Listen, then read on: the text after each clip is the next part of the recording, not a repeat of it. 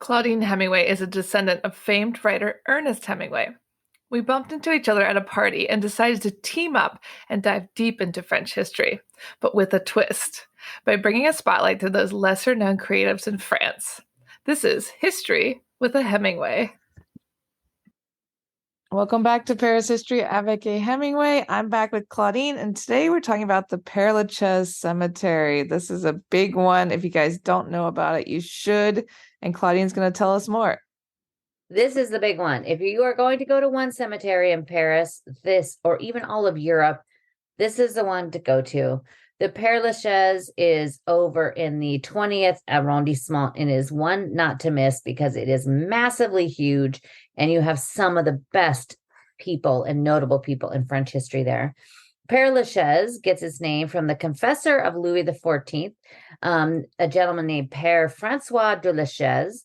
He lived in a house near the chapel built on the spot in 1682 until his death in 1709. On May 21st, 1804, the land was reopened as a cemetery at the time far outside of Paris. And this was actually opened the same week that Napoleon named himself emperor.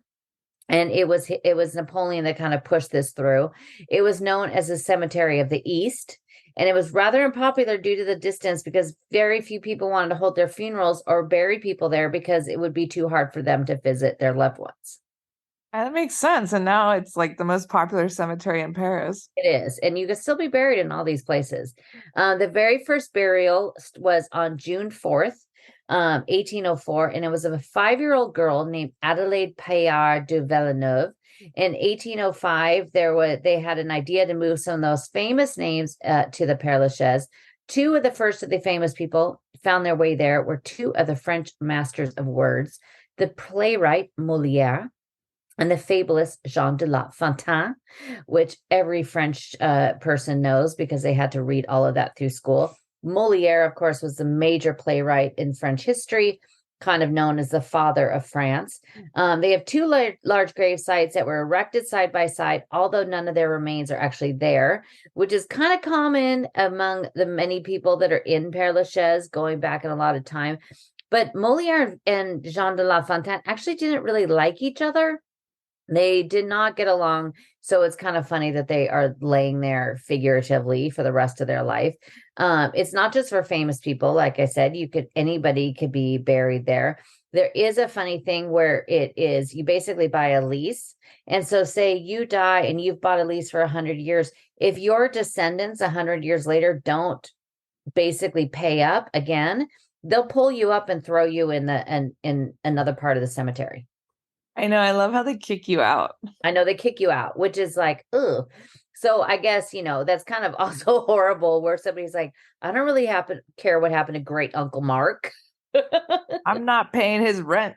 I'm not paying his rent. But with Molière and Fontaine, along with them, people started to want to spend eternity there. You could also find the graves of Colette, Pissarro, Ingres, Balzac, of course, Delacroix, Géricault, Oscar Wilde, Edith Piaf, and Victor Noir are just a few of the names you could visit. I always have a running list of tombs to go search as I'm doing research on French history. But there's a few of them that you definitely don't want to miss. One of them, I think that they should just have like a little speaker and it just plays his music. So it is the grave of Frédéric Chopin with one of, they could just have his nocturnes playing there, just like, floating through the air.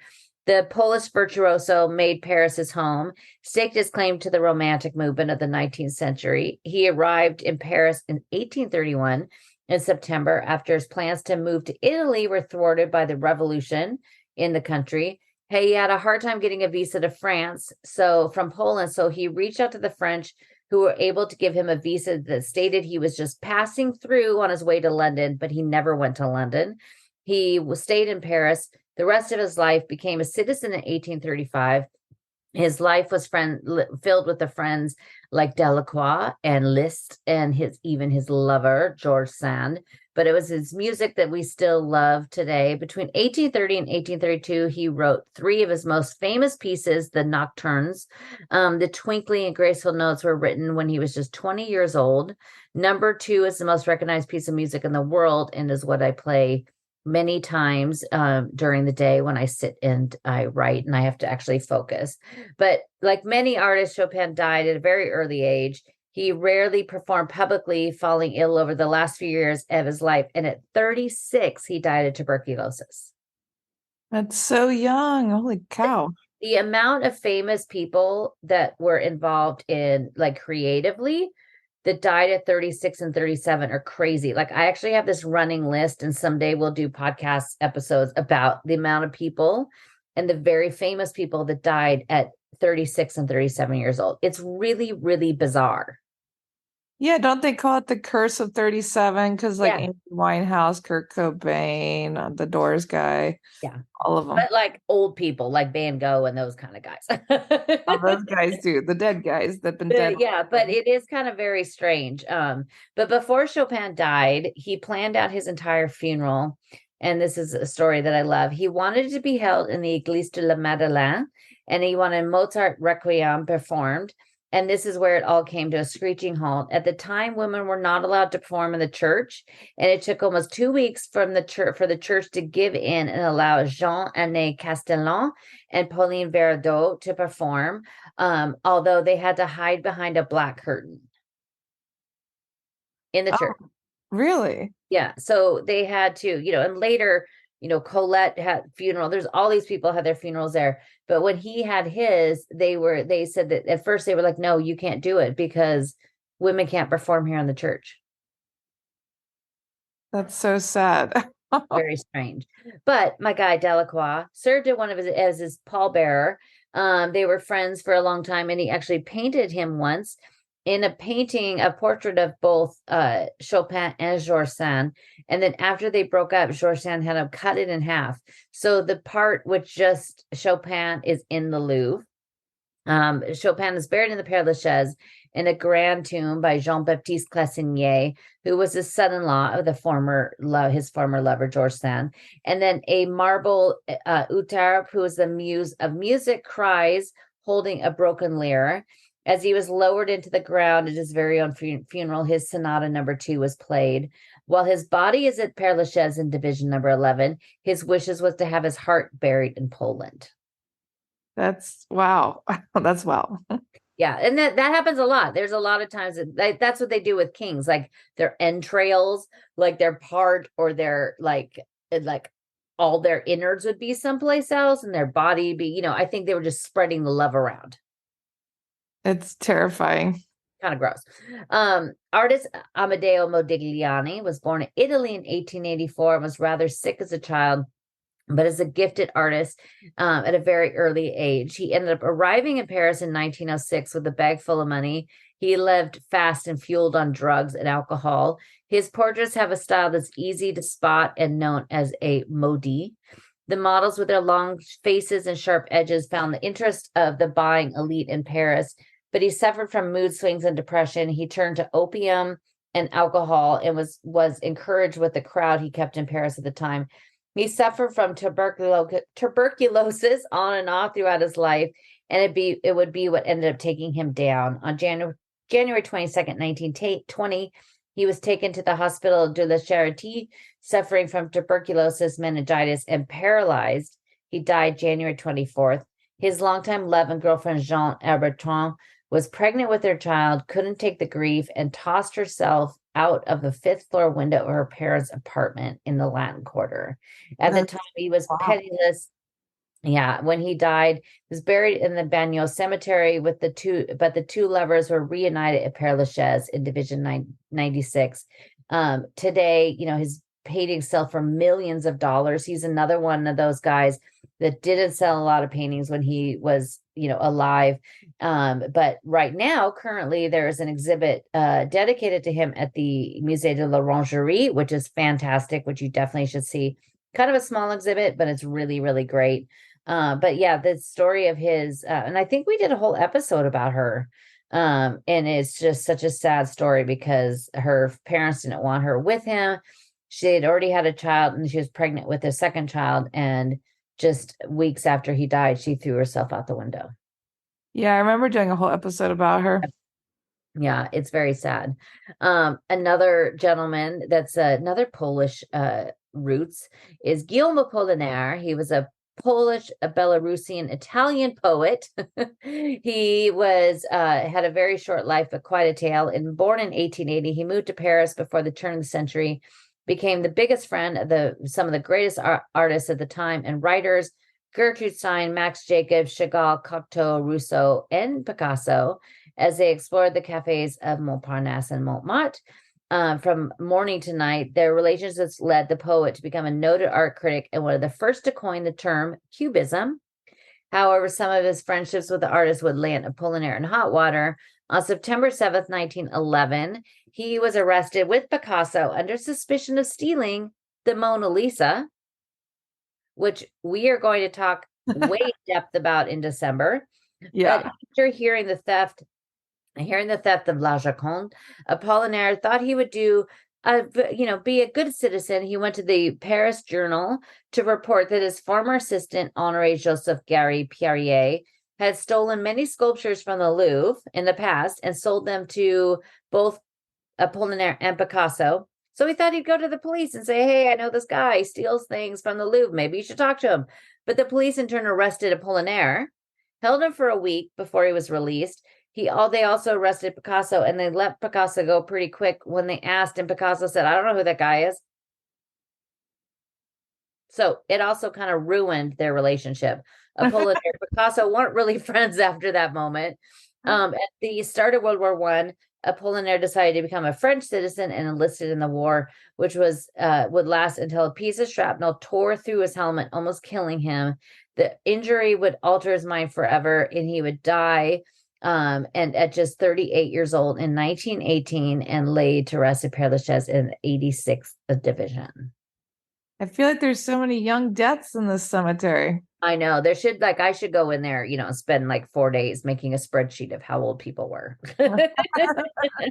Another one I love because it has, and I didn't even talk about Delacroix, but another one that I love is because it has something to do with the Louvre, is the tomb of Louis Visconti. He came from a long line of archaeologists and art lovers and enrolled in the École des Beaux-Arts and began to study under Charles Percier, a man who would leave his mark on one of my favorite buildings in Paris. During his teaching, Percier was also walking over the newly built Pont des Arts to the Louvre, where he was working under Napoleon Bonaparte, breathing new life into the former Palace of the Kings. Visconti was taking it all in, and when he finished school, he began working for the city of Paris as architect of the 3rd and the 8th arrondissement and their monuments. While his old teacher worked for Napoleon, it was Visconti who was tasked with the job in 1840 to transform the city for the arrival of the former emperor's ashes as they returned to their final resting place. Visconti was also asked to create the sarcophagus that lies under the dome of Les Invalides that holds Napoleon. One of my favorites, the Fountain of the Four Bishops, is in front of Saint-Sulpice with those angry lions that Hemingway said were the angriest in all of Paris. But that all came from Visconti. In 1851, Napoleon III asked Visconti to complete the design of the Palais des Tuileries and join the building to the Louvre, immortalized in a painting by Jean-Baptiste Tissier. Visconti is presenting his design to the emperor and his wife Eugenie, where you can see the plans of joining the two palaces, creating a royal enclosed palace and offices of the Second Empire. It was a perfect job for Visconti in a place that he loved. As a child, his father was named curator of antiquities and paintings at the Musée Napoleon, later known as the Louvre. Visconti would grow up inside the Louvre, and it'd be the final project he never finished, dying in 1853 of a heart attack. He would never see his vision of the Louvre come to life. But his tomb is in marble. He reclines, the life-size image of Visconti lays back, and underneath him is a bronze bas-relief of the new Louvre that was designed for him underneath it. So you could go there and find more of the Louvre in Père-Lachaise. That's so cool. I have to go look for that. Yeah, I'm very excited. There's a bunch of other cool ones that when we've talked about, I think a couple years ago, I talked about some of the cemeteries there, and some of the monuments there. Like there's the one with the potatoes on it. There's Parmentier. There's a couple of other, we didn't talk about the famous Edith Piaf and Jim Morrison and Oscar Wilde. These are kind of some other ones you want to find that are pretty cool in and of themselves. Definitely. I mean, there's so many famous spaces there, and I think they do have like an online app or something you can use. I don't know. I mean, what I did the first time I went is if you could go in there, but they don't have any maps for you to carry around. Some of the cemeteries have great big laminated maps you could carry around, but Père-Lachaise, at least the last time I went there about 6 months ago, they did not. You can go to the flower shops. There's always flower shops around the cemetery. Go in there and just for a couple euros, you could buy a map that you could just carry around in there or go online. Some of the big ones you could actually find on Google Maps. So if you use your Google Maps and you put in there like, Molière, Jean de La Fontaine, or Eloise and Abelard, you could use Google Maps to take you to it as well. That's great. That's good information because, like you said, it's really big, and you definitely need to, know where you're going. It is very big, and the terrain is not easy. There's cobblestones, but because it's also like a giant garden, there are tree roots that come up. If you are in any way impaired, as far as walking, or it's difficult for you to walk, I do not recommend going to Père-Lachaise. Even if you're a very able walker, it's difficult. And I am going to do a walking video, a live video on YouTube for this. And so the whole time I'm kind of worried about I'm going to need to be looking down at the same time that I'm looking around because it is pretty treacherous in there. Well, great advice. And guys, head on over to Claudine Hemingway to learn more, to check out her videos, her live walks. She can do tour planning for you. And tune in next week to learn more. Thanks for listening today, guys. If you're interested in learning more about Claudine, her tours, history, and the beautiful photographs that she posts all over Instagram, tune into her website, claudinehemingway.com.